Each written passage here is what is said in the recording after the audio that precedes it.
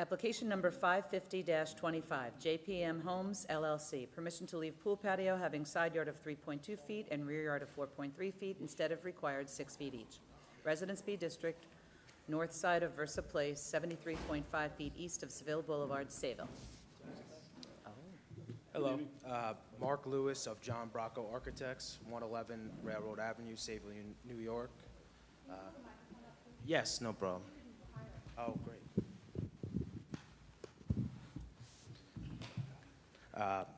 Good evening, members of the board. Mark Lewis on behalf of the owners and applicants, JPM Homes LLC. We are here before you this evening in regards to an existing pool paver patio having a rear yard setback of 4.3 feet and a side yard setback of 3.2 feet instead of the required 6 feet, if the board has any questions.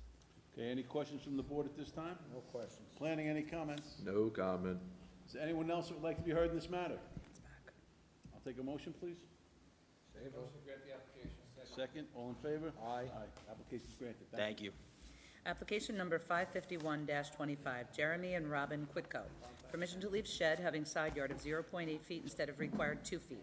Residence A District, south side of Joni Drive, 586.11 feet east of Weaver Road, West Sayville.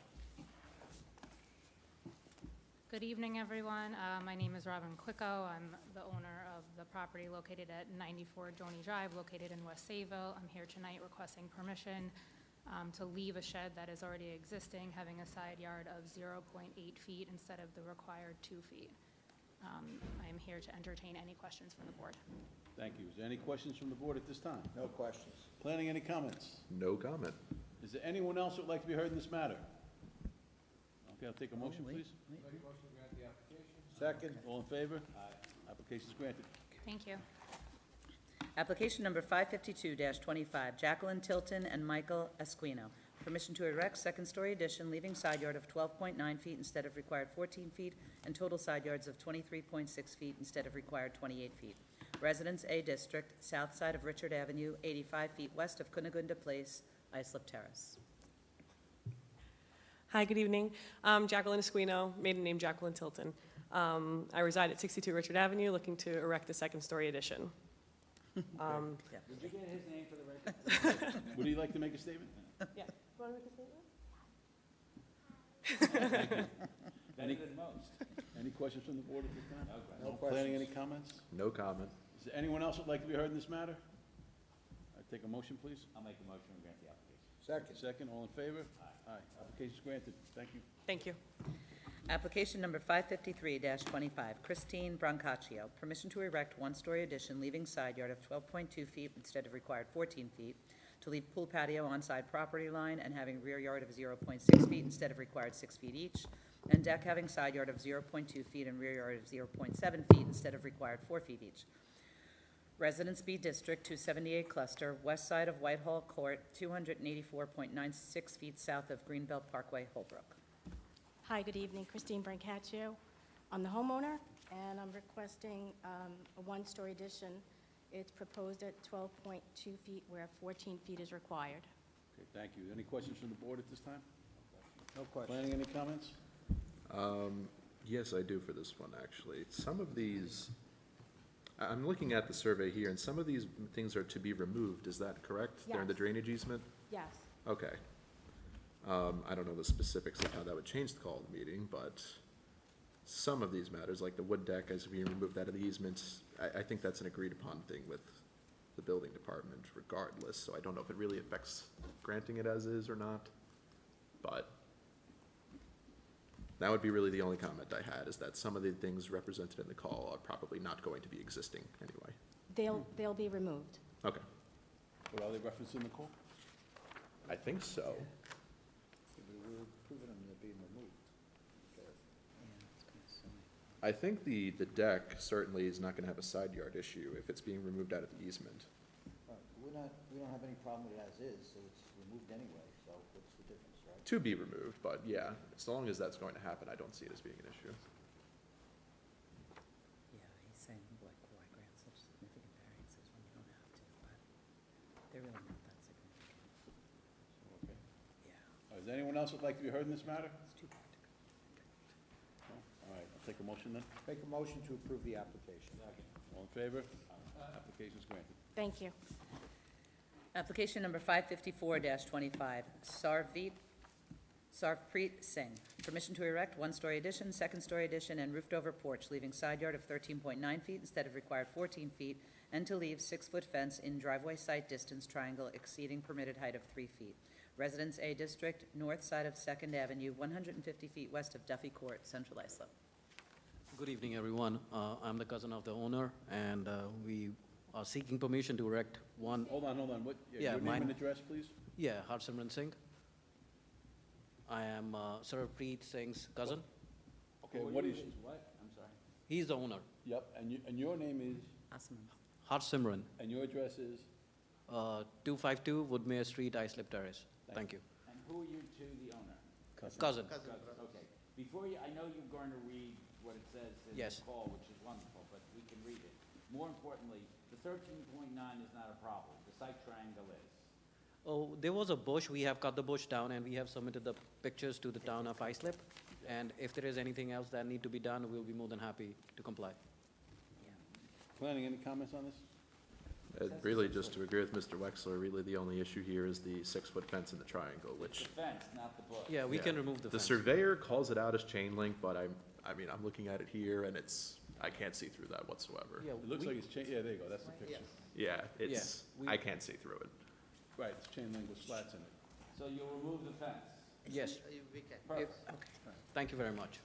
So, if you're removing the fence, can we strike that from the call? Or deny it. yeah. Or deny it, okay. Tell you what, I'll take is anyone else would like to be heard in this? Sorry. I'll take a motion. And we don't even know if Oh. that fence belongs to our property or their. Neighbor's property. We just recently bought the property, the house, and the fence doesn't even, we are not even sure if it's neighbors or ours.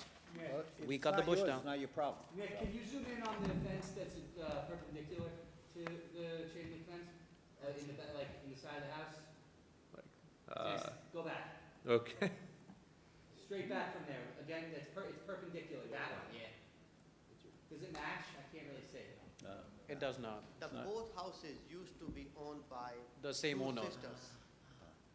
Okay. So Well, imagine- I think what we're going to do is, my suggestion is we're going to deny the fence. If it's not yours, then you don't have to worry about it. Okay. But if it is, you Then don't we- have to worry about it. And we're going to grant what you The really extent- need is the permission to erect. Thank you very much, sir. For what it's worth, the surveyor calls it out as your fence. It's located 0.9 feet east of the property line, which would be on your property, so. At least according to the surveyor, it's on your property. Okay, then we can put it down. If it is as per the. Only to that section in the triangle, you don't need to take down the whole thing. Yeah, of course. Okay. Then put the condition. Make a motion to grant the application except to deny the 6-foot fence in the site triangle. So if we Second, bring all it in down favor? To 3 feet, that'd be fine? 3 feet, what we need to do? What? You We can can either bring it- remove it or reduce it to 3 feet in height at that section. Okay, Either one thank you. works. Just that section? Yes. And then we can start the construction on it after that? After you get your building permit. Okay, thank you, yeah. Thank you very much. Thank you. So it was granted in part and denied in the other part. Thank you very much. Thank All right, Good luck. Thank you. Application number 555-25, John and Lynn Durkin. Permission to leave one-story addition, 13.6 by 16.4 irregular, having side yard of 12 feet instead of required 14 feet. Residence B District, north side of Washington Street, 770.62 feet east of Lincoln Avenue, through lot to Brook Lane, Sayville. Good evening. Yeah, I'm John Durkin. I live at 49 Washington Street, and I'm asking permission to leave the addition. okay, any questions at this time? No question. Planning, any comments? No comment. Is there anyone else would like to be heard in this matter? Okay, I'll take a motion, please. Second. All in favor? Aye. Application is granted. Thank you. Thank you. Application number 556-25, Christina Colombo. Permission to establish accessory apartment pursuant to Islip Town Code, Section 68-602. Residence A District, south side of Teddy Court, 852.65 feet east of Nichols Road, Ronkonkoma. Hi, good evening. I'm Christina Colombo, the owner at 68 Teddy Court in Ronkonkoma. Thank you. Okay, any questions at this time? No, thank you. Planning, any comments? No comment. all set, right? The apartment is under 800 square feet, and the driveway meets engineering specifications. It's at least 2 cars wide and 2 cars deep. All right, is anyone else that'd like to be heard in this matter? Take a motion, please. Make a motion, we approve the application for a period of 3 years. All in favor? Aye. Your application is granted for a period of 3 years. Thank you. Application number 557-25, Alexandra and Alberto Acosta Jr. Permission to establish accessory apartment pursuant to Islip Town Code, Section 68-602, to leave shed having second front yard of 7.9 feet instead of required 20 feet, and 6-foot fence having front yard of 0.8 feet instead of required 10 feet. Residence B District, northwest corner of Jefferson Street and Greeley Avenue, East Islip. Good evening, board members. My name's Alexandra Acosta, and this is my husband, Alberto Acosta. We are both the homeowners of 87 Jefferson Street, and we're here to ask permission to establish the accessory apartment, to leave the shed and the 6-foot fence. Okay, There's any any questions questions at or this time? comments? Planning, any comments? I'll just note that the property is only very slightly above what would be the exception threshold for a corner lot, so the fence is fine in my opinion. Okay. Is there anyone else that'd like to be heard in this matter? No? So we do have an issue with the parking, as we discussed. Engineering has unfortunately denied, it seems like regretfully denied, your parking because your driveway is not double wide and double deep, as I like to say. Correct. So what engineering did note in their driveway denial, what it's just shy of fitting 2 cars deep. So if this driveway were to hold 4 cars in it at one time, certainly the rear of the cars closest to the street would be using a little bit of the town right-of-way. Correct. So you are also requesting the board to approve that configuration. Yes. And does everybody follow me? Yeah, they're gonna have to use part of the right-of-way to meet the parking requirements. Planning, any comments on that? Is that something that we do? I mean, I've never heard of it. I don't have a problem with it. We don't typically do it. I Is that think a there are thing? some extenuating, maybe not extenuating, but some circumstances here worthy of consideration. It is the applicant's parents who have moved in, and were this a family use only, there would be no driveway review whatsoever.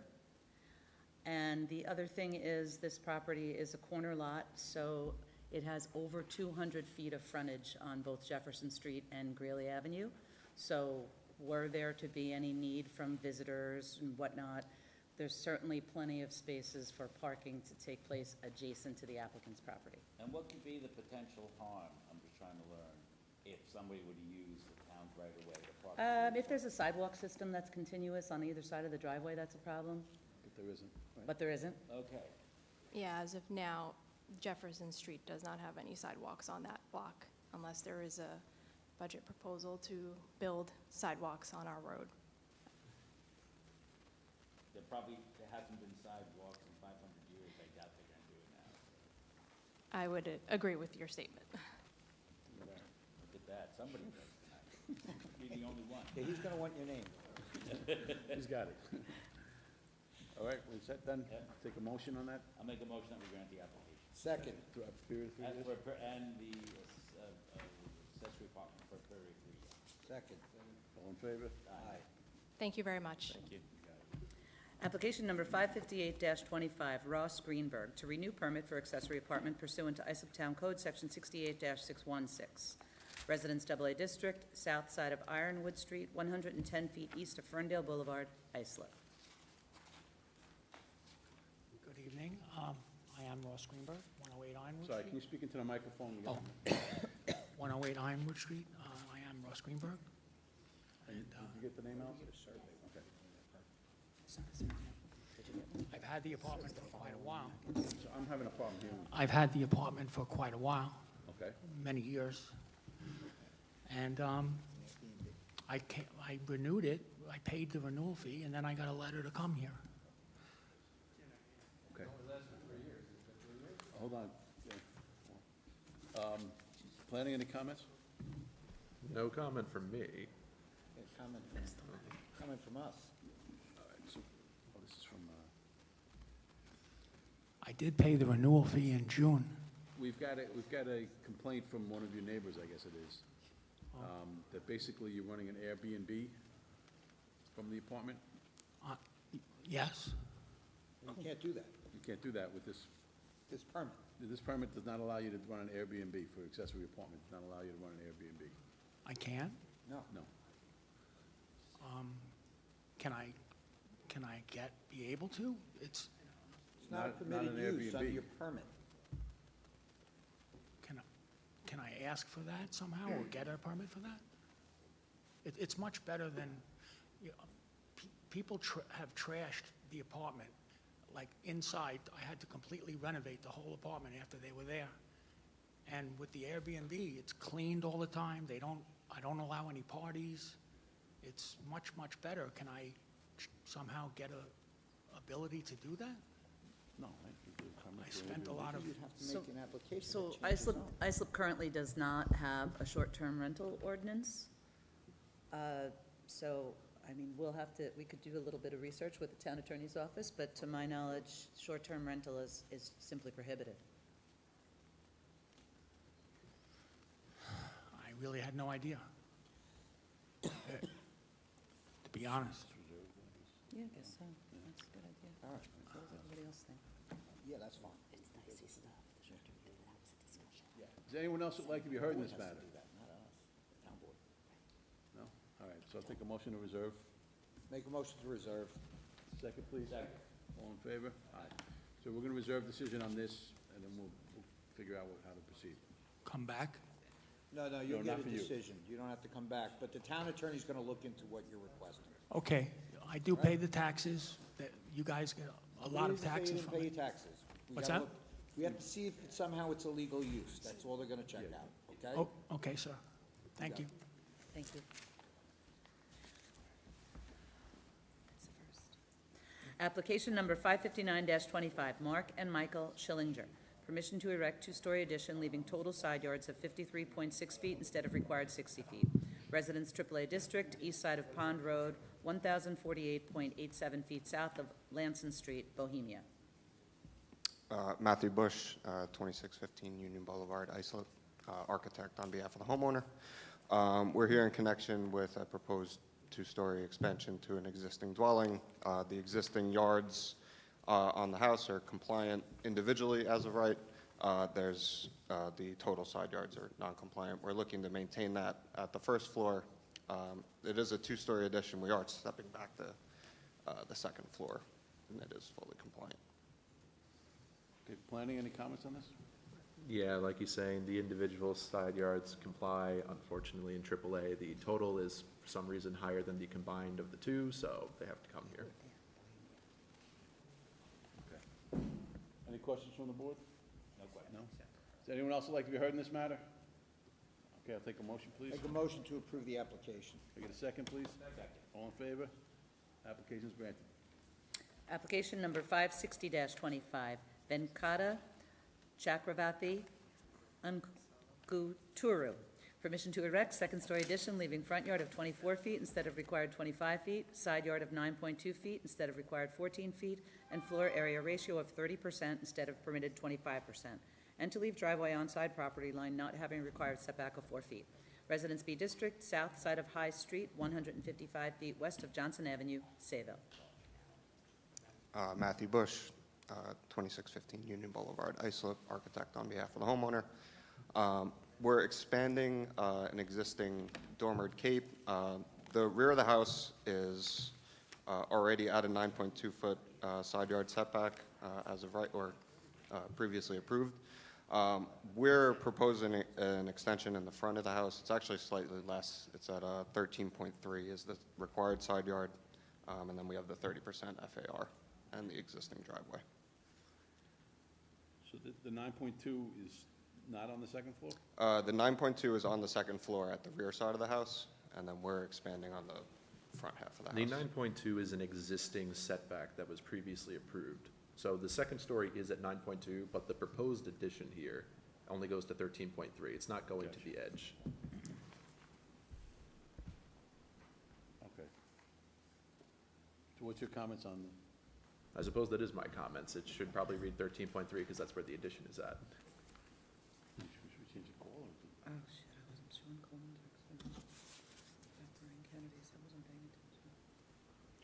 So, can you repeat it? I'm sorry. I couldn't The help. existing second story is at 9.2, but they're doing a dormer on the front, and that only goes to a side yard of 13.3. It does not go all the way to the edge of the house where it currently stands. You're not raising the ridge at all? We have a gable going in the other way, so we're building about, maybe 60% of the frontage, just because we don't have the floor area to go all the way.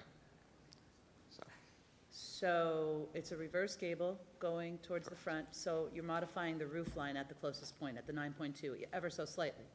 No, we're higher in the middle, but it goes down on the sides, and it's not above the ridge at the sides.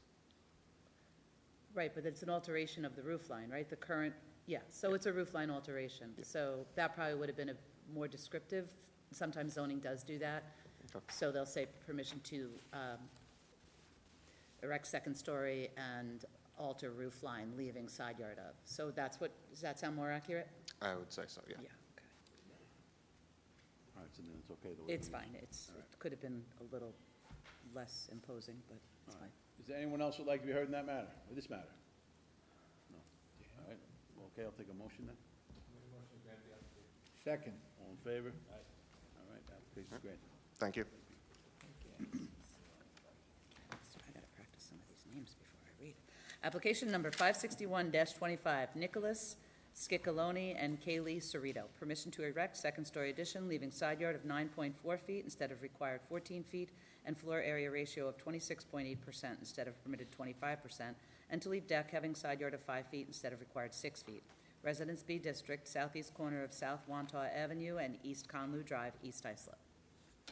Hello, my name is Nicholas Ciccolone, and this is my wife Kaylee Ciccolone.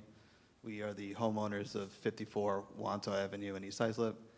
We're looking for permission to match the current setbacks of the first floor with the second floor. Any questions? No? Planning? Any comments? This is well supported by the neighborhood, as many of these older Residence B neighborhoods were all built around 10 feet side yards, because that was allowed at the time. So it's well supported, both in terms of the neighborhood and previous decisions. Okay, thank you. Is there anyone else who'd like to be heard in this matter? Take a motion, please. I'll make a motion to grant the application. Second. All in favor? Application's granted, thank you. Thank you. Thank you. Application number 562-25, Stephen and Bethany Affelt. Permission to elevate dwelling, leaving front yard of 24.6 feet instead of required 25 feet, and side yard of 9.9 feet instead of required 10 feet. To erect decking, leaving front yard of 20.9 feet instead of required 25 feet, and side yard of 10.35 feet instead of required 15 feet. Shed having front yard of 55.2 feet instead of required 60 feet, and height of 21.2 feet instead of permitted 14 feet, all having total side yards of 20.3 feet instead of required 25 feet, and floor area ratio of 33.5% instead of permitted 30%. Residence BAA District, east side of Holly Walk, 241.19 feet south of Bay Walk, Fair Harbor. Hi, good evening, Board. My name is Stephen Affelt. I reside at 41 Leaside Drive, Gray River, New York. Thank you for hearing our appeal tonight. I'm here presenting because our house, the pier foundation, is at the point of failure, and we have to replace it and elevate it above the floodplain. And as we're doing it, we find that the house is a little too big to meet both front and rear yard setbacks, and the existing deck is also past the required setbacks for the current code. So we propose to reduce it by a little bit, just to get past 10 feet for the setback, and elevate the shed along with the deck, since it's on top of the deck at this point already. It houses the water heater and some laundry equipment, so getting it above the floodplain is a wise decision on my part. Jim, Nick, can I ask you just two questions? First, I don't think the floor area ratio of 33.5, that looks like it's in the heartland in Fair Harbor, am I right? That's like generally. Yeah, that's not problematic. Yeah, and also the 10.35 instead of 15, do we have precedent for that? In Fair Harbor, yes, that's not beyond the pales. That's what I thought. Thank you. Okay, any other questions from the board? No questions. Planning, any other comments on this? No, I would typically agree. It's a good thing for him to be elevating that shed, and it's only like 48 square feet anyway, so I agree with what he said. Is there anyone else who'd like to be heard in this matter? No? All right, I will take a motion. Thank you, Mr. Chairman, I'll make a motion to Second. All in favor? Thank you, have a good evening. Application granted.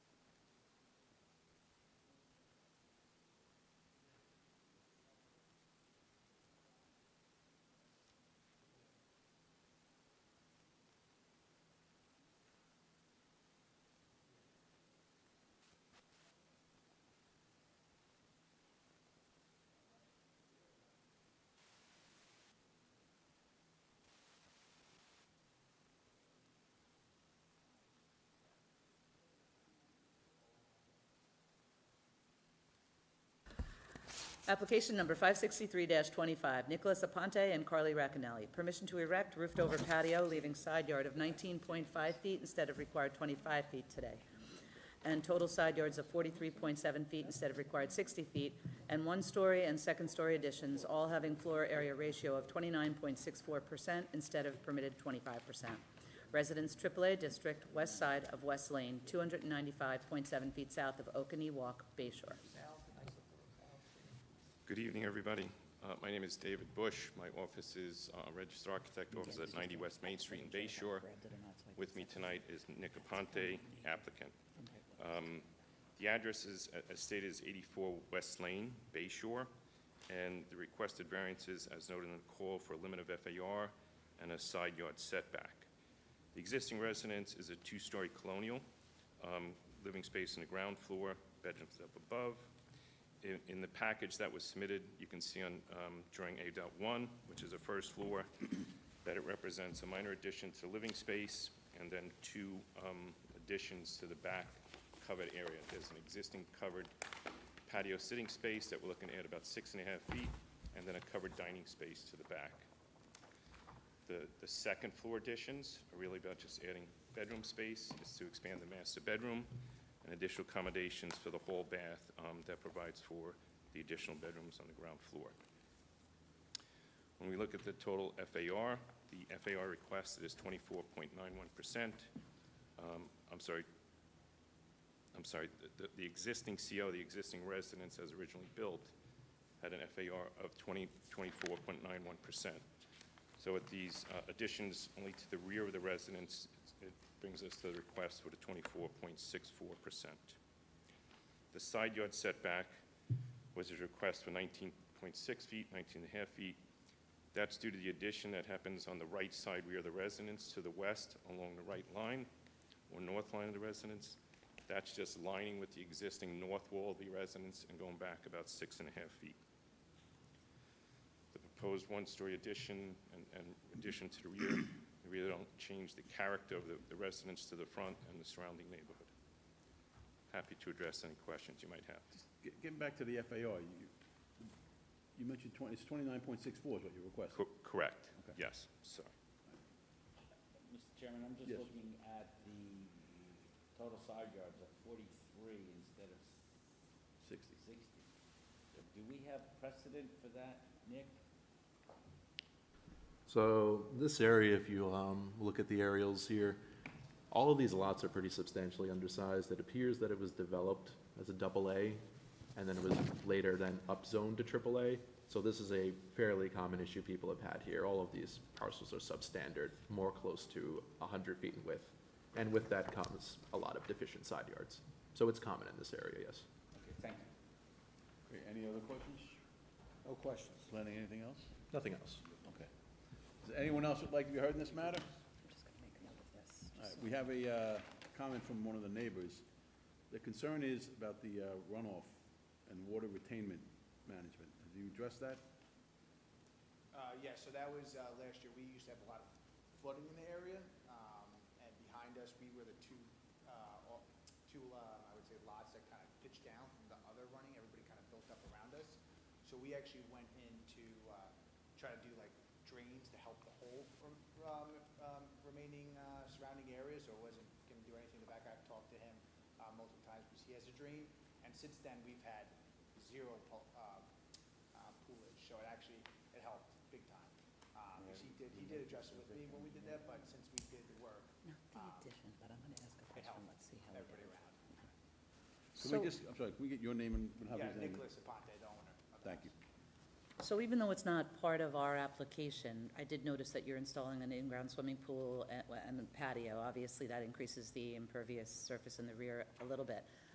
Just because I'm curious, and you're probably going to address it, I imagine you have to do a dewatering plan to get that pool in because the water table's so high? Right, we would have to do soil borings and dewatering is required for that depth. Yes. Okay. And that'll all be submitted to the building department, and hopefully engineering will get an opportunity to review that. Correct. So the proposed application in front of you is for the additions to the residence, will be the first permit. The pool is kind of designates like a future pool, just showing the rear yard plan and that nothing's proposed to go over setback or landscape areas of the rear yard. So it's Okay. just the purpose of this application diagram the pool. Okay. Okay, the neighbor just wanted to know that he hopes that engineering gets a chance to review that part of the application. Sure. All right, any other questions? Any?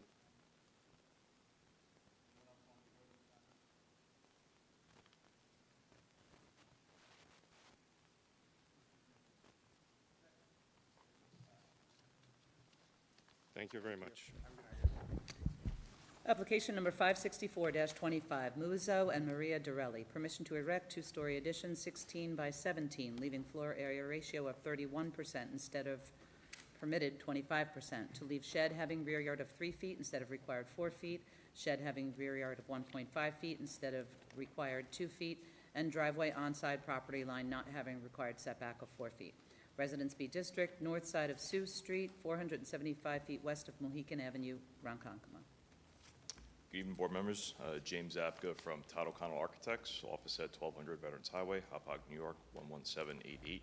I'm here tonight representing the owner of 115 Sioux Street.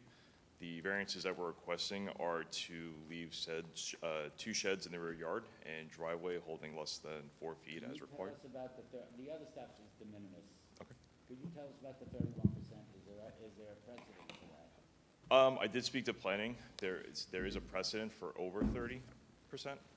We're requesting the 31% in order to obtain approximately 500 square feet of additional living area so they could actually expand their kitchen and get a nicer dining room. They When do have you say a precedent, it sounds singular.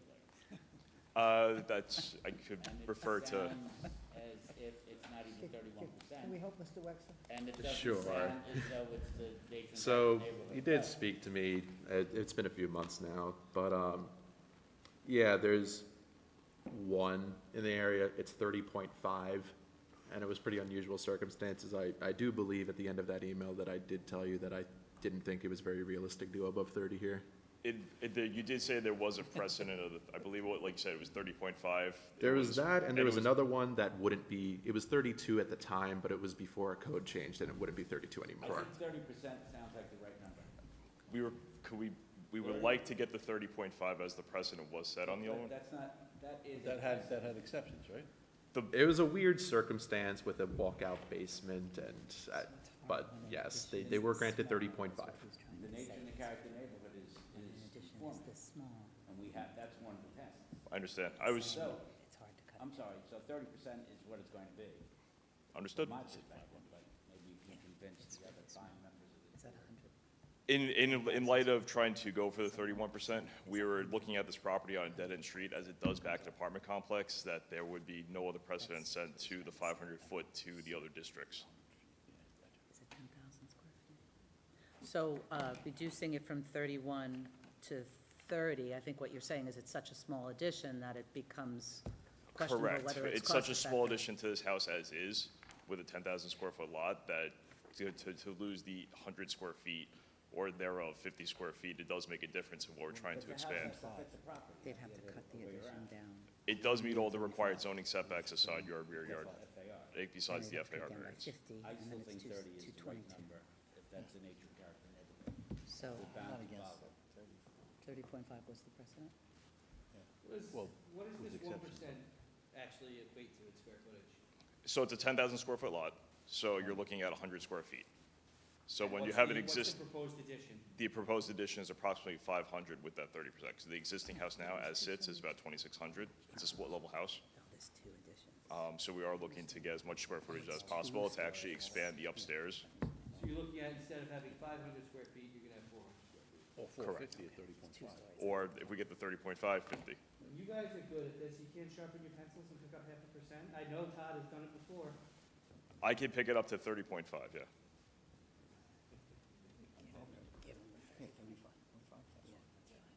Give them the 30. Conforming neighborhood. Is there anyone else that'd like to be heard in this matter?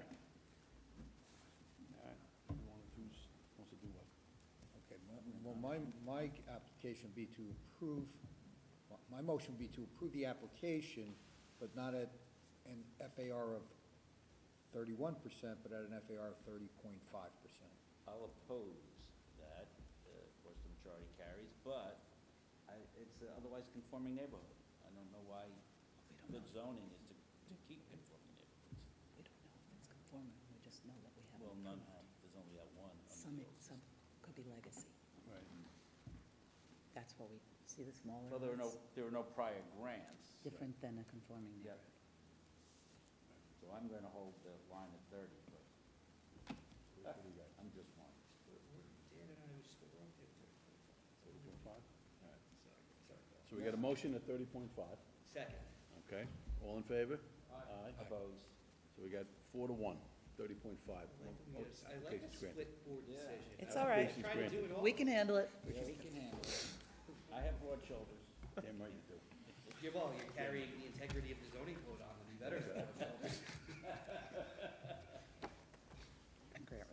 Granted at 30.5. Thank you very much. Have a good night. And the next application, I'm sorry it's not marked on the calendar, has been adjourned. 565-25, they notified us with, they notified us in plenty amount of time when we notified the neighbors. Is anybody here on the application of James Fuentes and Bronwyn Jones? Okay, that's an open adjournment, if you don't mind. Take a motion for an open adjournment. Motion. Second, all in favor? Aye. Open adjournment granted. Application number 566-25, Hugo Serna Ortega and Susie Rosales Juscamaita.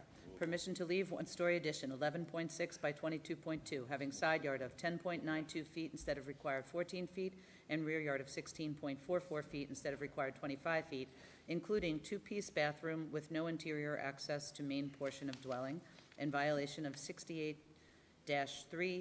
G, L, and M, definitions of family. Residence B District, west side of St. Louis Avenue, 1,412 feet south of Geneva Street, Bay Shore.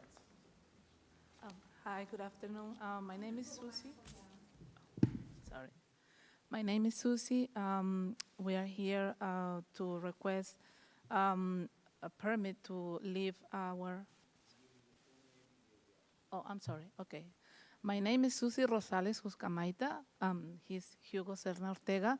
Our house is located on 1354 St. Louis Avenue in Bayshore, New York, 11706.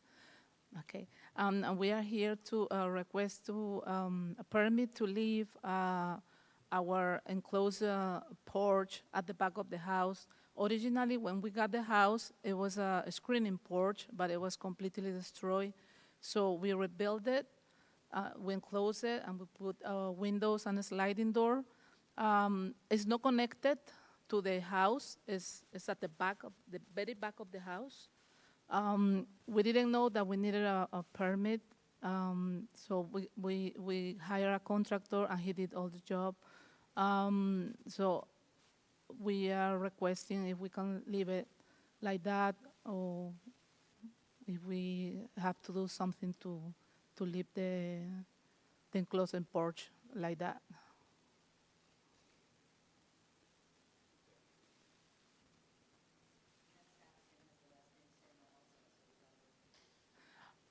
Oh, yeah, I'm Susie, and he's Hugo.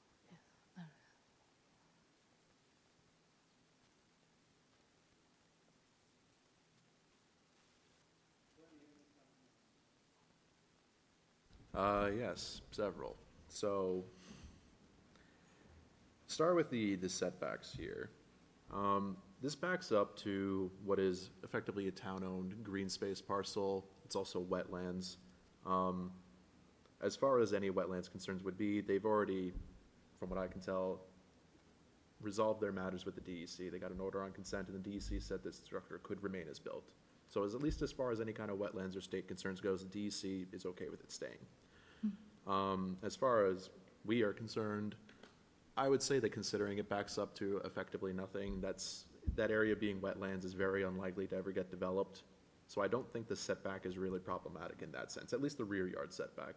The side yard setback, there is a house there, but I don't think that what they are requesting here is really substantial enough to be of concern, which really just brings it to the very last section, basically the two-piece bathroom in an exterior access area, which is not conducive to how we define what a family residence should be.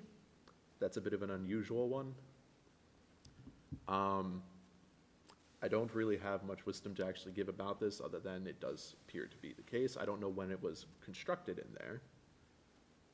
When was that bathroom constructed? When? Which year was 2019? 2019? Oh, 2019, like about a year after we got the house. We got the house in 2018. When did we change Yeah. the definitions?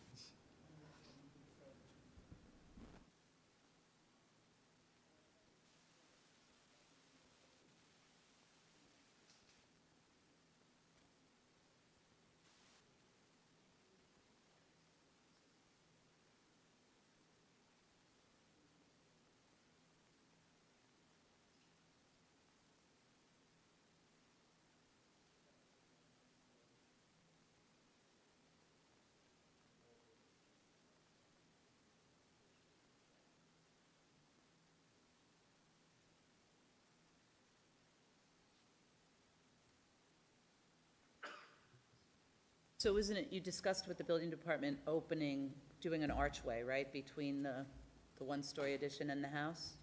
So that it was connected to the house? To have access? Yeah, interior access. Yeah, yeah, we discussed that. The problem is that my house is very narrow. Yes, we see that. It's very narrow. So at the back of the house, it's my son's bedroom. So we don't have like a corridor to connect the back of the house to the enclosed porch. So basically, we don't have like a room to make like an opening. This doesn't really tell you much, right? This is where the bathroom is back here, right? Yeah, somewhere in there. The photos help us. I think they are contemplating calling it a pool house, and then it could have.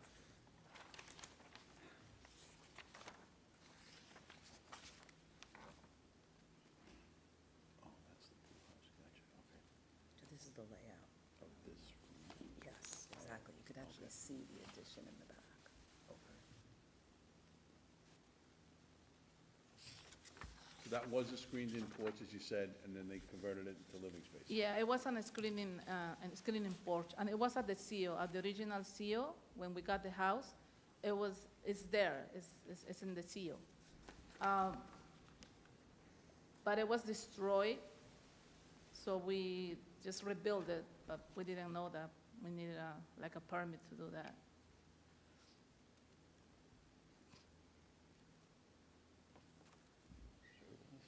You want to do one of these?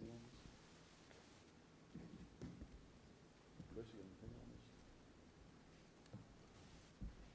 I don't know what to do with the statute. We don't know when the statute came in.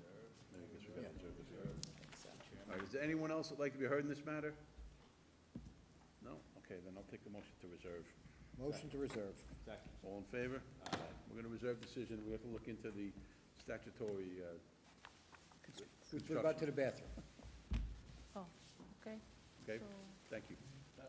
You're welcome, thanks. Can leave, right? Yes. All right, thank you. Okay, you're good with the next file? You know where it went? This is the photos, that's the one that we talked about today. Application number 567-25, Amilcar Amaya Cerna. Permission to establish accessory apartment pursuant to Islip Town Code, Section 68-602, allowing doorway access from within the main dwelling. Residence B District, southeast corner of Roosevelt Avenue and Bonaparte Avenue, Islip. Hello, good afternoon. My name is Jalissa, and I'm going to be translating for my dad, Amilcar Amaya. Sorry. So my name is Jalissa, and I will be translating today for my dad. So, Okay, can you give us your address, please? 117 Roosevelt Avenue, Islip, New York, 11751. Thank you. Okay, so, okay. All right, so we're here for the accessory apartment and then the doorway. Planning, do you have any comments on this? I don't really know what the justification is for it, but I'd be interested to hear why. So, Why there isn't a doorway? So, the accessory apartment is supposed to be not connected in any way in the interior to the main house. El apartamento no tiene que ser conectado a la casa de ninguna forma, ¿verdad? No, it's not Who lives in connected. the accessory apartment? ¿Quién vive ahí? No, en el apartamento. A guy. It's A guy. just one guy. A guy, okay. That's fine. And to get into the accessory apartment, does the guy Sorry. enter into the house, or is there a separate entrance for his apartment? Una separada entrada para el apartamento. Está la puerta principal para la primera planta en la puerta con laca y la entrada para el segundo piso tiene otra puerta con laca. So when you enter the house, the first floor already has like a door and like a lock. And when you go upstairs, it already has its private area with a door also and a lock. So So you don't see anything. When the guy enters into the house, he doesn't have access to the rest of the house No, because it's he behind a doesn't. locked door, Yeah, he Okay. doesn't. all right? Supposed to be walls, not separated. But let's see if that neighbor. Okay. Okay, is there anyone else who'd like to be heard in this matter? Please come up.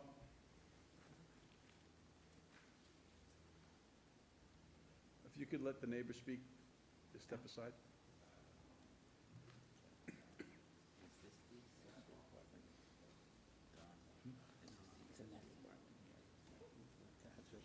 Have to listen carefully.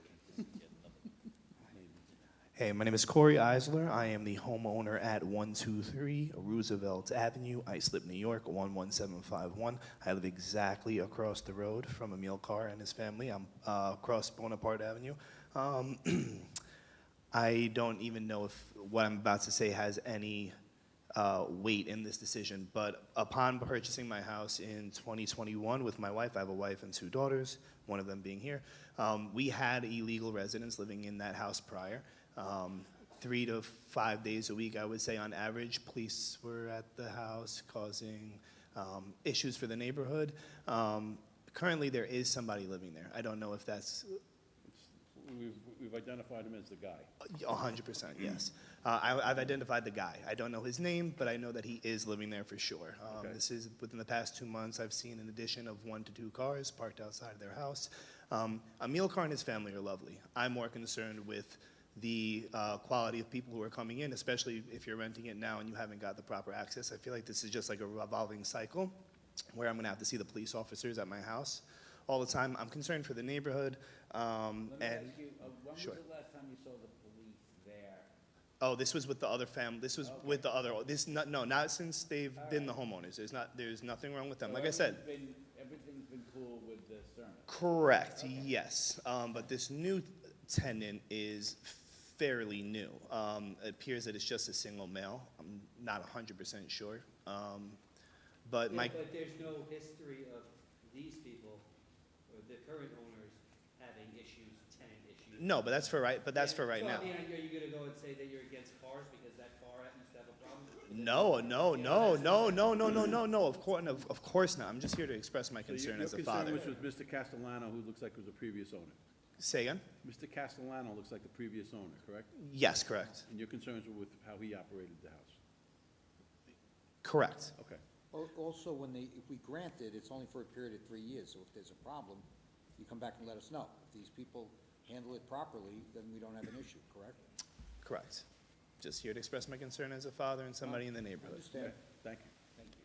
Is there anyone else that would like to be heard in this matter? All right. Take a motion? Thank you, Mr. Chairman. I'll make a motion that we grant the application for a period of 3 years. Second. All in favor? Aye. Your application is granted for a period of 3 years. It's granted? All right, thank you. Thank you. Application number 568-25, 382 Rosevale LLC. Permission to install facial sign having area of 43.25 square feet instead of permitted 32 square feet, and to leave ground sign having area of 45 square feet instead of permitted 24 square feet, and height of 10.92 feet instead of permitted 10 feet, and not having required setback of 10.92 feet. Business 1 District, northwest corner of Rosevale Avenue and Browns Boulevard, Ronkonkoma. My name is Arthur Frischman. My name is Arthur Frischman. I'm here on behalf of the sign company, Signs of Long Island. We work for Long Island Comp and that 382 Rosevale. And we're trying to get the sign that's currently in place, the pylon sign out front, has been in place for an extended period of time. Illegally. Potentially. And we're trying to get that now permitted, going through all the process and permitting. There's a discrepancy on the size of it. It's saying the sign is 10 by 3, so it would be 30 feet on one side, 30 feet on the other. So it's a 60 square foot sign. But, well, I'm looking at the call calendar, and it says it's 45 square feet. Yeah, I see that. It's a 10 by 3 sign. But we need to know what the square footage is, I guess, if you do. 10 by 3 is 30 times 2 is 60. It's double-sided. Well, so what is the square footage of the ground sign? It's not 45, it's what? 60. 60. And this is what you're talking Well- about, is the ground sign, correct? Correct. Now, just to clarify, it's 30 on each side.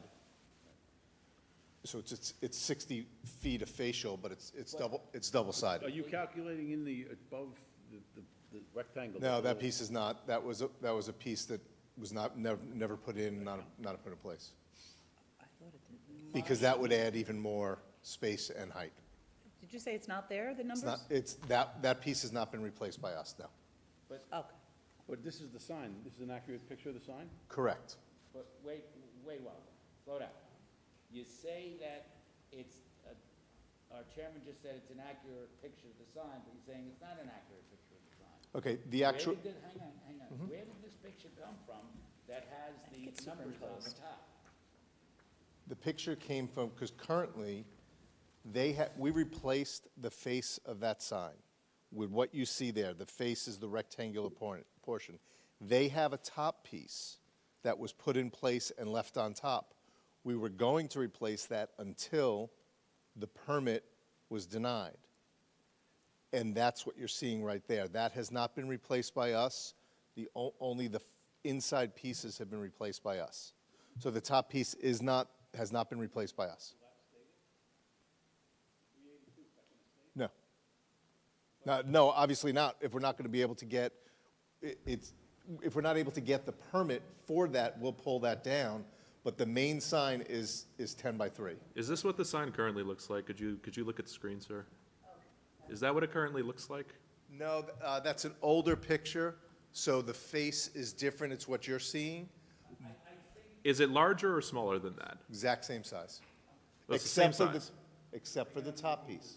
So it's if anything, it's smaller than what it was previously. Excuse me? If anything, it's smaller than it was If previously? anything, it's smaller, but you're talking about, and what I'm trying to clarify is, the main part of the sign, the illuminated part of the sign, is that rectangular. The top piece is just a piece of wood that's sitting on top. Understood, but I I think know, I the understand. baseline here is that this is a sign that's existed for a while, and it's not Correct. getting any bigger than it's historically existed, which I believe it was legal. It just needs to get reapproved because you've changed the facing? Is that correct? No, it wasn't legal, was it? I thought it was. It could not have, I think they had it without benefit of permit, unless I'm wrong. It's possible, there was, I mean, they have permits for a legacy ground sign here. But did they build what the permit sought? so that top piece is an add-on after the fact. I mean, this is what's shown in the permit. Okay, It probably helps people find the site, right, and not have to make unnecessary crane movements on Rosedale Avenue? yes, Okay. very much so. If you could zoom out a second, I saw another sign. What's that other sign there for? What is that, for sale sign? What is that? I believe, It's in the right of way. It's a fresh fruit sign. How many signs do they need saying the same thing? they probably do not need that second sign, and honestly, They can't have it if they. okay. I'll make sure that if that's not already taken down, I'll make sure it's pulled down. So what, I'm trying to figure out, these pictures were submitted by you? Correct. So what's throwing us is the pictures submitted are not accurate. The pictures submitted are 100% accurate. The pictures submitted, that picture that you're looking at is at least, that picture's a few months old. You're the guy on Instagram. Yes. Sorry. I'm not recording now, if that's what you're asking. What? No, so that picture you're seeing is a few months old, or some period of time old. What I'm showing you right there is our mock-up, but the face has been changed. So that face is what you see right there, is there right now. If you go there today, that red face is what's there. The top piece is not. We never put it up because we had these issues. Or they had the issues with this being denied. We didn't file for permit for this. We filed for permit for the building sign. When they came back to us, when they came back to Dr. Nouri, they came back and said, you also don't have a permit for this. So you're not sure whether or not the other sign, ground sign, is still there? At this moment, I'm not sure. I don't know if we have that sign there still. You're gonna have to take it down. I'll have them take it down tomorrow. I just don't know if I have it there. I just don't know if it's still there.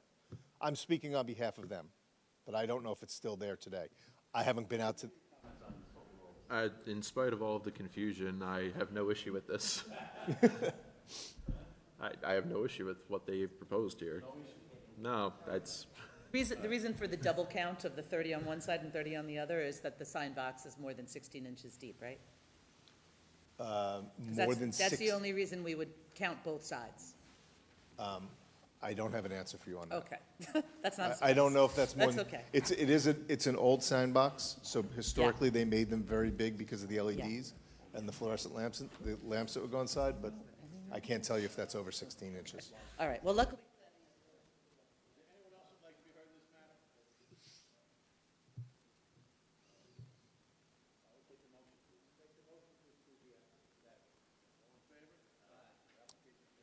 Thank you. Is that, there was two sets of signs that we're referring to in here. Thank you very much. I appreciate it. Have a great day.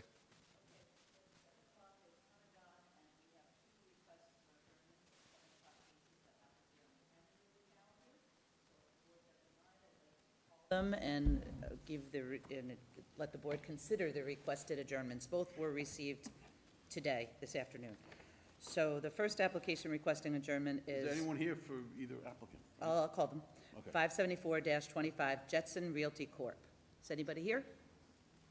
Come on down. Oh, we have an opponent, Tom. Unless that's our client sitting in front of her. Hi, good evening, Mr. Chairman, members of the board. Ready? Okay, great.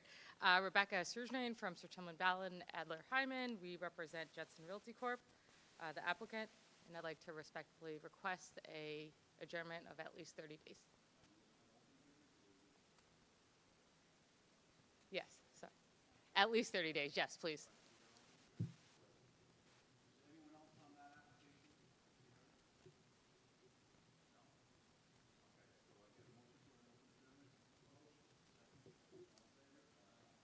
Great, thank you very much. Have a good evening.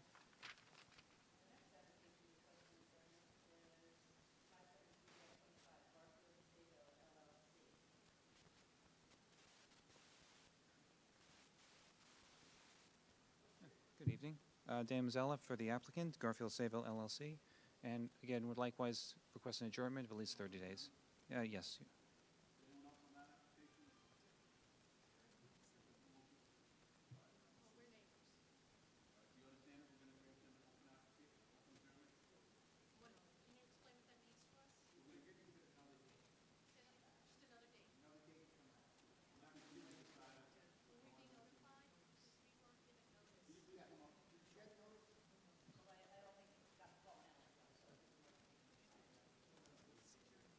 Oh, you didn't, okay. So I'm Kathy Catrone. I live at 93 Garfield Avenue. I'm also the president of the Sayville Civic. We weren't notified. We just happened to fall upon this information in the first place. If you want to adjourn it, that's fine, but I want to make sure that we are notified that there is a new date and time provided.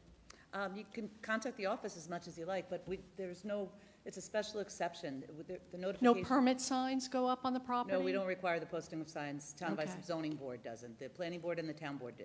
Okay. Is that all you need from me? Any idea, Mr. Mazzella, when you think maybe you might want to come back before the board? Perhaps sometime in later October or November. We'll give you an open adjournment then? I would think that it would likely be the November 18th hearing, because we only have the one in November, Okay, that works. but that's likely. So if you want to call the office and confirm that, that would be great. Do we want to make a motion for November 18th or maybe? No, I said likely. No, we're not setting that date right now. We're going to grant them an open adjournment. You can call You the can call the office. office and they'll let you know and when the they'll let hearing you is. know. Did you receive notice of this hearing, sir? I received the notice, Yes. Yes, then you will receive notice receive again. notice of the new hearing. Can we get your name and address, sir? Speak into the microphone, please. My name is James Costigan. Great. Yes, you stopped in and viewed the file. Yes, good. All right, so I got can I have a No, motion? no, that's not certain. That's not certain. Call to confirm. Motion. Can I get a motion for an open adjournment? Thank Motion. you. Can I get a Second. second? Thank, all right, open adjourn. No, we have December dates as well. Thank you. All right, that was easy. All right. Next case. Judge. Yes, Your Honor. Need a My bail? Okay. judge is coming out. Need a bail? Back to the top of the page, everyone. Your Honor. Application number 569-25, Great River Enterprises LLC. Permission to install third facial sign where only two are permitted. Ground sign having area of 32.3 square feet instead of permitted 29.6 square feet. Two public interest signs having areas of 8.8 square feet instead of permitted 3 square feet each, and height of 5.1 feet instead of permitted 5 feet each. And to install unshielded LED arch having height of 23.6 feet instead of permitted 20 feet, having color temperature of 6,500 kelvins instead of permitted maximum of 4,000 kelvins. To vary Islip Town Code Section 68-688B, allowing site illumination for a 24-hour period. Industrial Corridor District, southwest corner of Veterans Memorial Highway and Fifth Avenue, Bohemia. Good evening.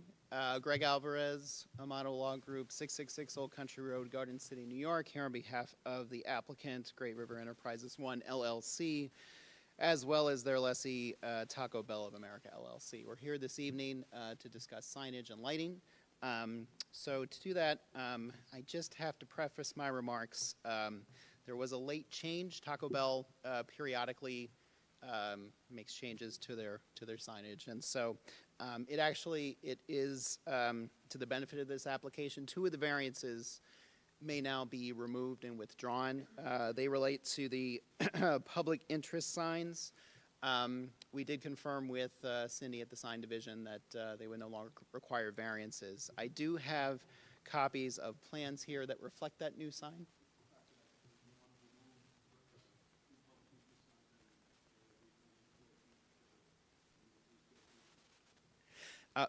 Yeah, well, both of those variances. So we were requesting variances from both sign area and height under.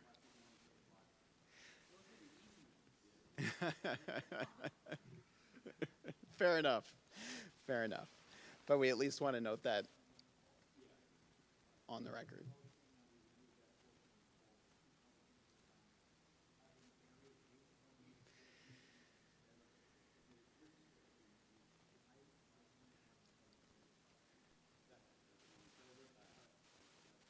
All right. Thank you very much.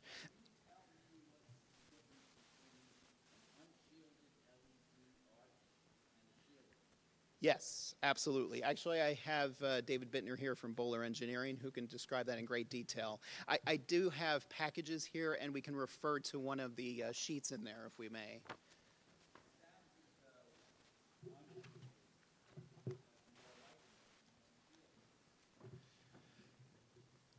Good evening. David Bittner with Bowler Engineering, 275 Broad Hollow Road, Melville, New York. So the discrepancy here is it's not so much an unshielded light. It's a sign but does not meet the town's sign code. So it's an aluminum arch that goes up and over the main entryway of the building. And just for the record, you can look at the second to last page on the packages we're handing out so you can see a clearer picture of the arch we're talking about.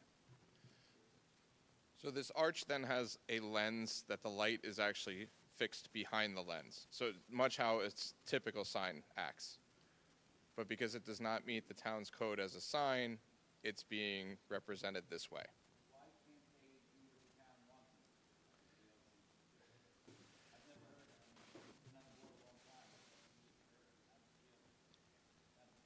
Again, it's not unshielded. It's just the way that it's been established. Why don't you describe?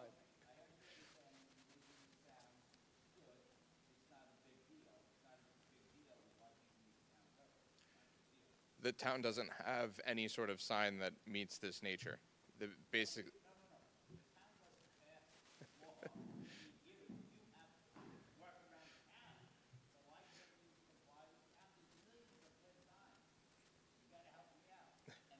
Yeah.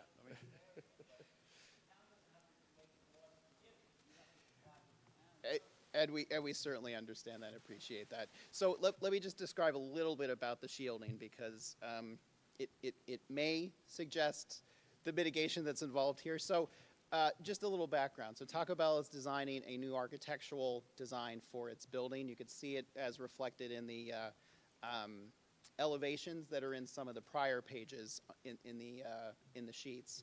So as part of that, they have designed this element that goes over the main entryway, and it is an arch that is over that goes over and down the sides to indicate the main entrance of the building. So it's just another architectural feature. And so part of that is this arch that it does have some illumination, but in a lot of ways it's mitigating the purposes to which these code requirements have been established. And I'll say that in two ways. So first of all, if you look at the detail on that second to last page, you'll see that while there is a light inside of it, on both sides of that arch, there actually is a black covering where the lighting will not emit. And so what you're really left with is a very narrow band that runs up the middle of the arch and around. So it's very muted. Now on top of that, one of the requests that we're seeking tonight as to this element is the temperature. So in looking at it further, required a little more technical know-how to figure out exactly what the purpose of it was. But my understanding is that it's not so much about the temperature, but it's about the type of light that's being emitted. And so in that temperature range that the light does produce on the initially, it's sort of a white light. And I think the intent there is they don't necessarily, that the code, I think the intent there was that it didn't want that bright light to be unshielded. So again, it actually is shielded because the only light that emits is not that white light, but instead it's a muted purple that matches the design of the rest of the architecture. It actually has a covering over it, and so it will be a muted purple as opposed to that white light. So technically, it is covered and shielded and muted and mitigated. It's just by virtue of the light itself, and by virtue, I guess, the shielding is not specific under the code as to the type of shielding that we're providing. That has generated the need for the request. So it's very muted, it's purple as opposed to white, and it's very narrow in band as opposed to the wide white that you would think it might be when you hear unshielded. Which part specifically? Just in general, or? My best understanding is that, at the very least, temperature here is kind of a confusing term for a layman. So yeah, it's the difference between what would be, I guess, a warm versus a cool light. So purple being a cooler color, you might think of like a night shift versus blue light. Oh, you mean its temperature is cooler?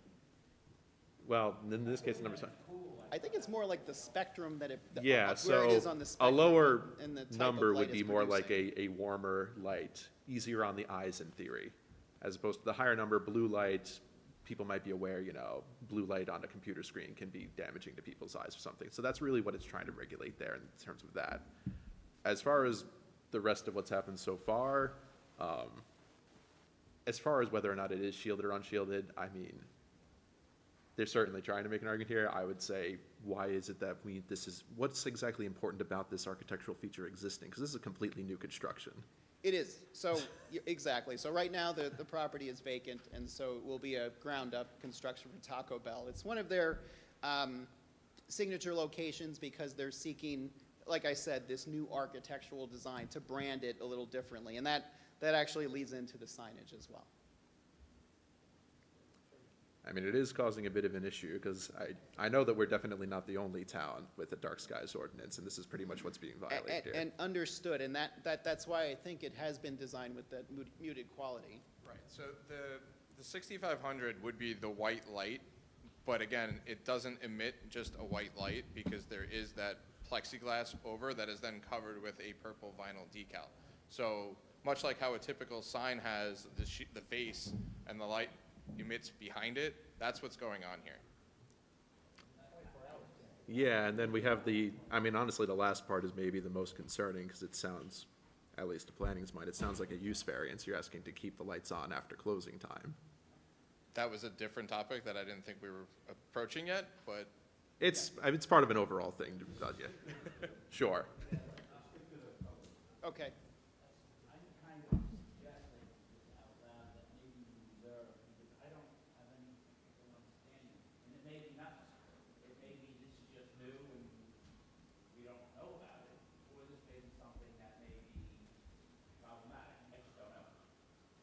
Yeah, no, and we appreciate that. I mean, again, it's sort of a new design for them as well. And I think they have taken those efforts to make sure that it is as muted as, as possible. It was just something that they have incorporated into their design, and so it's something that, that they.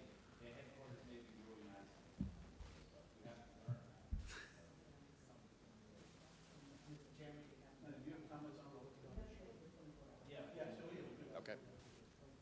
Yeah.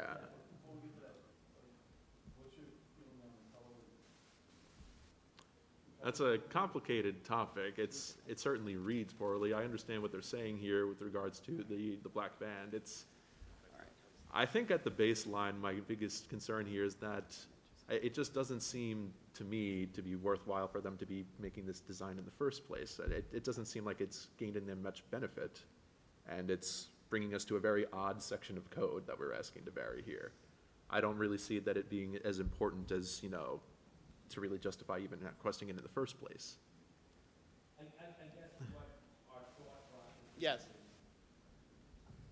Taco Bell may have to conform ISO code. ISO may not be willing to conform to the Taco code. Understood. No, I understand. But if there is a way to.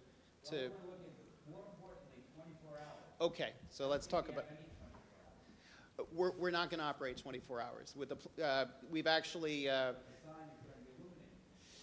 So this, some will. Okay, so let me back up. So during the planning board process, we did limit the hours of operation that was determined. So we're going to be operating from 8 a.m. to 2 p.m. or 2 a.m. I'm sorry. Sorry, 8 a.m. to 2 a.m. On a daily basis. And so typically how Taco Bell operates, and I would say, very many commercial properties in that same arena, I would say that for the overnight hours, they're not going to be looking to have all of their lights on as if they were open. So they will be turning off some of the lights, it will be dimmed, it will be muted. But for purposes of security and site safety, that would be the reason to have some lighting on hand.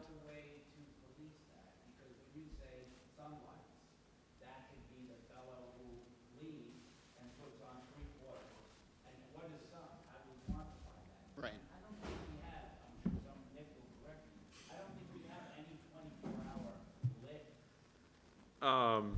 I don't know if that's necessarily true. The issue they're running into is that you're supposed to turn off the lights 30 minutes after closing. So I'm sure there's some, maybe like a 7-Eleven is open 24/7 or something, in theory it could, but you're supposed to shut off the lights 30 minutes after closing time. So in their case, it would be like 2:30 in the morning, they're all supposed to be off, and then they could turn them back on at 8 in the morning. So I don't understand. I don't know if we've ever varied that, not that I'm aware of. I don't know why we should start varying it now when we've never done it in the past. Yeah, I mean, it was a request because also the setting of the property as well. So we're on a corner with Fetz and Fifth Avenue. Across Fifth Avenue is a 24-hour operation, the Speedway. So we just wanted to make sure that it was,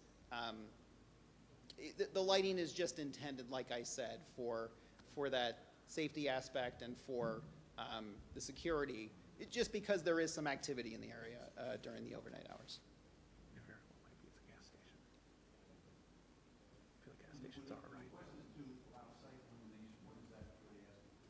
Right.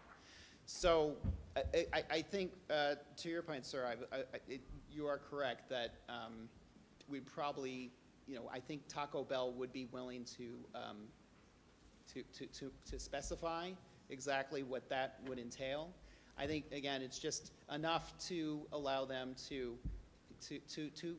address those issues of security and safety, as I mentioned. So we could, since we're reserving decision, I can consult with our clients and confirm, what would be typical and comfortable for them that we can propose to you, and then we can revisit it, on our next visit, if that seems appropriate.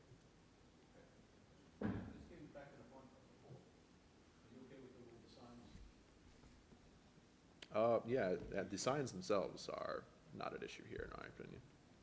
Okay, yeah. I mean, we're in a, I think we're also in a situation because it is a corner lot. We did take a look at the corridor just to see what the general rule of thumb was, and it looked like in similar settings, like the Wendy's, the Quick Check, they also had, a little bit additional signage there just to make sure. The Wendy's you're thinking of does have 3 facial signs, from what I recall. Yeah. I'm sorry? The Wendy's you're thinking of has 3 facial signs, Correct. I believe. Yeah. So. Exactly.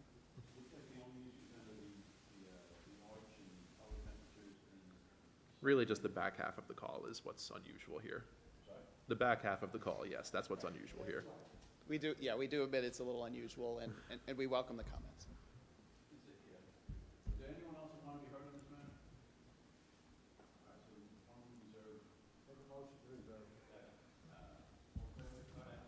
And we'll allow you some time to submit something on the site illumination, where you're looking. Yep. How long you want for that? I don't think we need very long. We could probably get something to you within the week. Okay. So just for clarification, maybe you can include an explanation, because it seems as if the code does say that any light emitting diodes with a CCT rated over 4,000 kelvins are not permitted.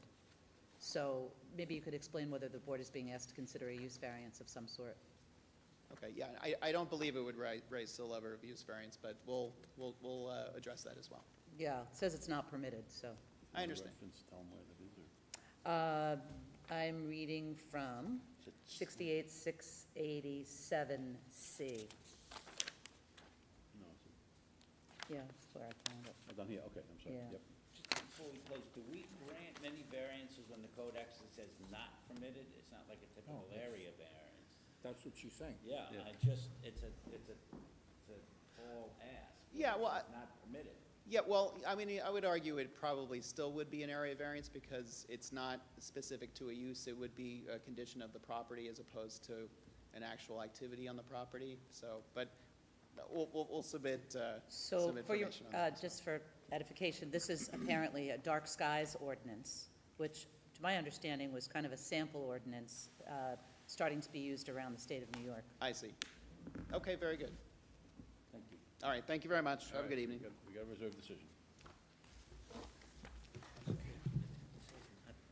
Application number 570-25, King Associates Holdings LLC, permission to erect one-story office building on lot having area of 64,314 square feet instead of permitted 40,000 square feet, and having 2 points of roadway access instead of permitted 1.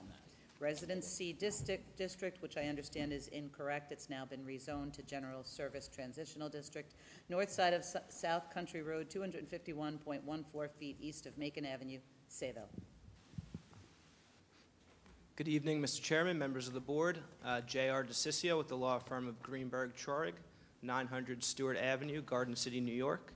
I'm appearing tonight on behalf of the applicant, King Associates Holding, in connection with its request for an area variance to construct a one-story office building on an oversized lot. As a result of a 2024 change of zone application before the Islip Town Board, the property is zoned General Service T. As the board is aware, the maximum permitted lot area in General Service T is 40,000 square feet, and the legislative intent behind that is to limit the size of a building on a property zoned GST. In this case, we are meeting the intent of the GST. We've proposed a one-story, 3,300 square foot building, which equates to an FAR of 5%. Based upon the maximum permitted FAR in GST, which is 25%, and the maximum permitted lot size of 40,000 square feet, we would be permitted to have a building of 10,000 square feet, and we're well under that. So with that, I'd be happy to answer any questions the board may have. Any questions at this time? No planning, any comments? Mostly just to agree with him. You might remember we had a similar case just last hearing, and the concern at the time was that they were yielding a larger office building than they normally would be allowed to. That's not a concern here due to the town board motion, which limits the size of the building they're constructing. So it does meet spirit and intent of GST. Okay, is there anyone else who would like to be heard in this matter? I'll take a motion, please. Motion to grant the application. Second. All in favor? Aye. Application is granted. Thank you. Great seeing you guys. Have a good night. See you.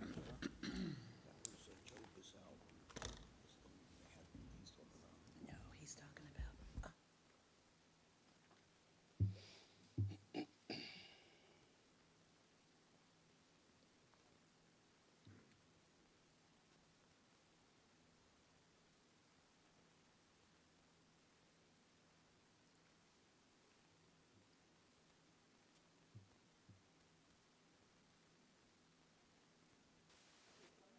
the next two applications together,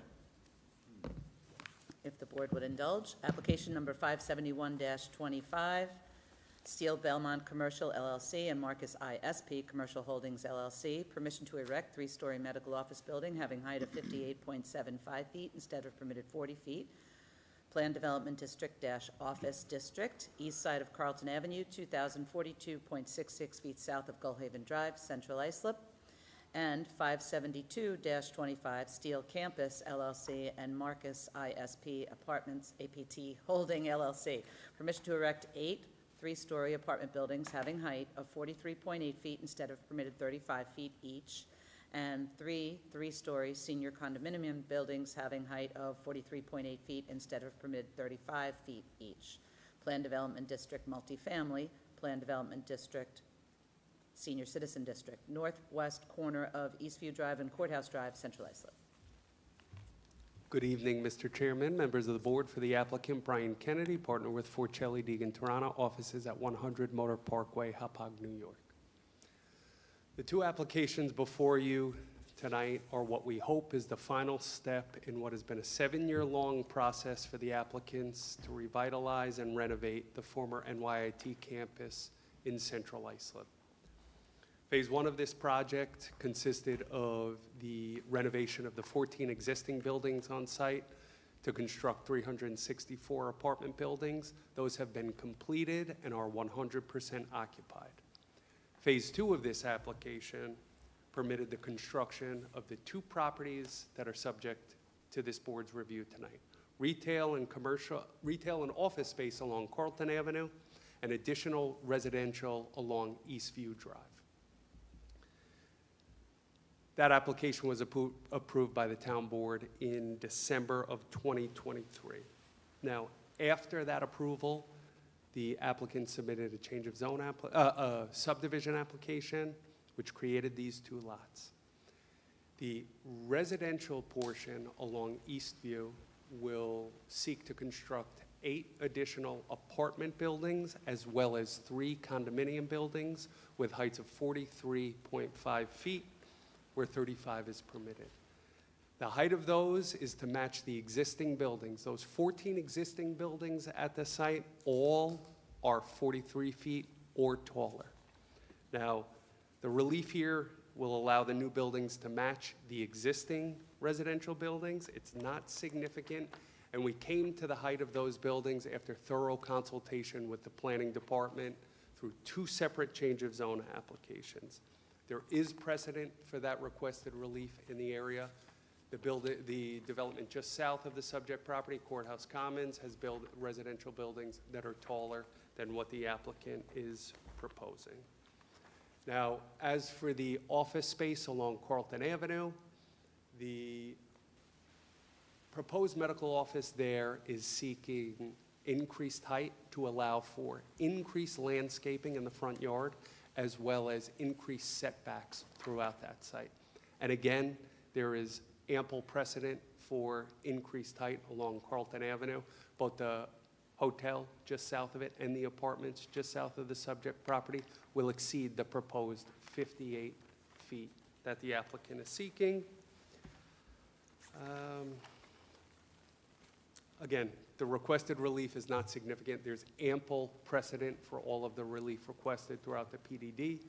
In speaking with Ms. Pissarro, I understand that we will not be able to render a decision this evening because we have still not secured a determination from the County Planning So Commission. unfortunately, we didn't give the county ample time to review the referral that's required under 239M.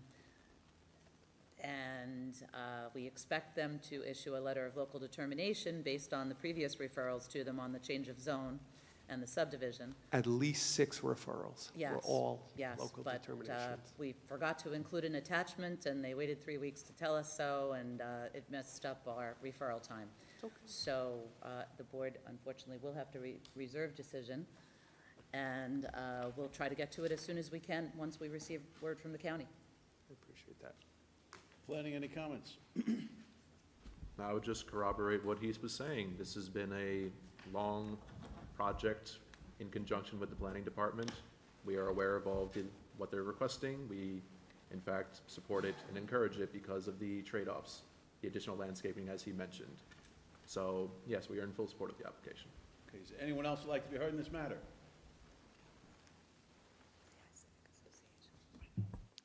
Deborah Kavanaugh, 21 Walnut Street. I'm the president of the Central Islip Coalition of Good Neighbors. We are in support of this project. We worked with the Belmont since the very beginning. They have been very cooperative with the community. We say we didn't want something, they didn't put it in. So we have no objections. Thank you.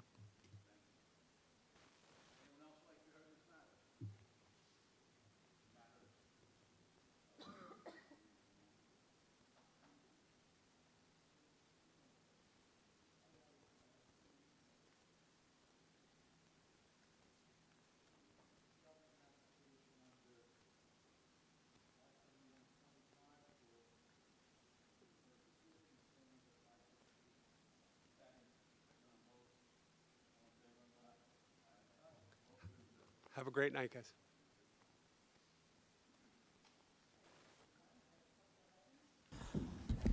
We have 14 accessory apartments to renew for a period of 3 years. Second, all in favor? And we have 2 previously reserved decisions to read into the record.